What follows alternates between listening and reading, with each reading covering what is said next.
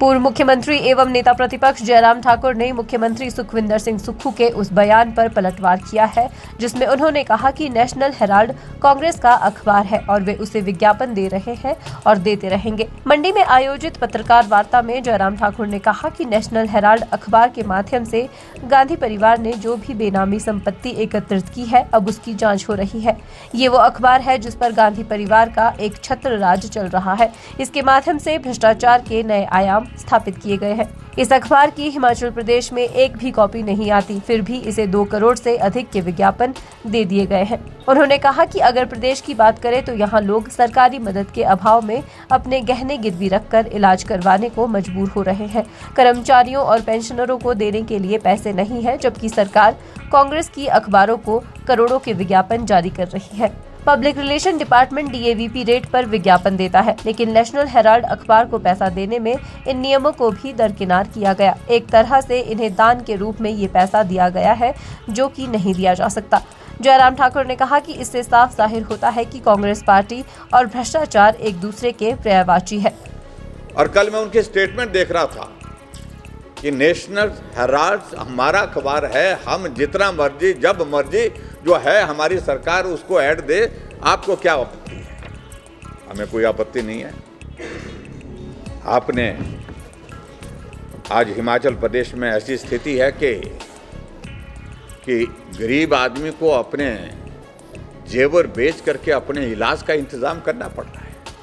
ये हालात हिमाचल प्रदेश में है, लेकिन नेशनल हेराल्ड को पैसा देने के लिए और नवजीवन जो इनकी जो कांग्रेस का जो अखबार है उनको पैसा देने के लिए हिमाचल प्रदेश सरकार ने लगभग 2 साल में 2 करोड़ से ज़्यादा पैसा उनको जारी कर दिया। एक तरफ से कर्मचारियों को सैलरी नहीं, पेंशनर्स को पेंशन नहीं, सहारा योजना वाले बिस्तर पर पड़े हैं, गरीब लोग इलाज के लिए हॉस्पिटल में पड़े हैं।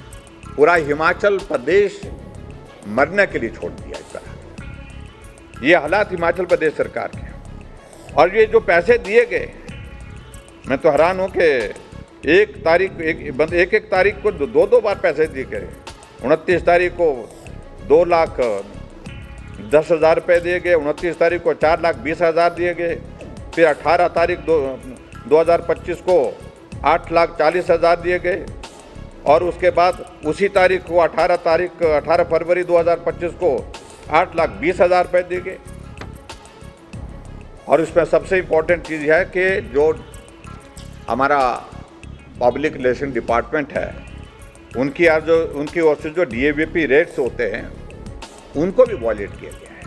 नेशनल हेराल्ड का कितने एक कॉपी आती है कहीं यहाँ पर, लेकिन उसके बावजूद 2 करोड़ रुपए से ज़्यादा जो है उसके लिए पैसा दे दिया गया। यहाँ से एक तरह का दान दे दिया गया हिमाचल प्रदेश सरकार की ओर से। कांग्रेस और करप्शन दोनों आपस में पर्यायवाची है। जयराम ठाकुर ने कहा कि आज कांग्रेस की तरफ से लोगों के बीच में ऐसा संदेश देने का प्रयास किया जा रहा है। केंद्रीय जांच एजेंसियां सरकार के इशारों पर काम कर रही है और इसी के विरोध में ED के कार्यालयों के बाहर धरने दिए जा रहे हैं। इन धरनों में संवैधानिक पदों पर बैठे मुख्यमंत्री, उप मुख्यमंत्री और मंत्रियों सहित अन्य लोग भी शामिल हो रहे हैं, जो कि हास्यास्पद बात है। इन्हें इस बात का ज्ञान नहीं है कि केंद्रीय एजेंसियों ने इस मामले की जांच उनकी सरकार के समय में ही शुरू की थी। कांग्रेस के समय में केंद्रीय एजेंसियां दबाव में काम करती थी, लेकिन अब नरेंद्र मोदी के नेतृत्व वाली सरकार में ये पूरी निष्पक्षता से कार्य कर रही है। उन्होंने कहा कि आज लोगों के बीच इस सच को लाने की जरूरत है और भाजपा इस सच को लाने में कोई कसर नहीं छोड़ेगी।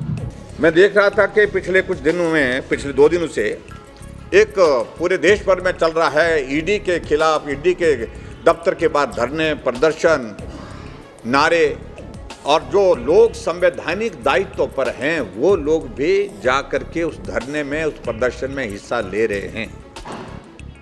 आमतौर पर ये बहुत महत्व का विषय है कि केंद्र की सरकार की किसी एजेंसी के माध्यम से कोई कार्रवाई इनिशिएट की गई है, और वो हमारे समय में नहीं, कांग्रेस के समय से ही शुरू हुई। जब कांग्रेस की सरकार केंद्र में हुआ करती थी उस वक्त उसकी शुरुआत हुई। कोर्ट में मामला उस वक्त गया था 2012 में, जैसे मैंने बताया। और उसके बाद जिस व्यक्ति ने संवैधानिक दायित्व की जो है शपथ ली है, जिसमें मंत्री भी आते हैं, मुख्यमंत्री भी आते हैं, उप मुख्यमंत्री भी आते हैं। ये बहुत बड़ा दुर्भाग्य है कि वो लोग जाकर के ईडी के खिलाफ, यानी कि केंद्र सरकार के खिलाफ, केंद्र सरकार की इन्वेस्टिगेटिंग एजेंसी के खिलाफ नारे लगा रहे हैं, धरने पर बैठे।